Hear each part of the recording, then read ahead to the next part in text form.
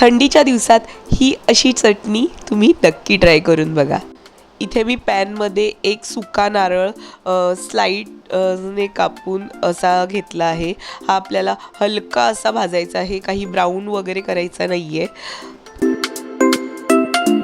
बरं, मी गॅस बंद केली आहे आणि आता यात घालते मी लसूण।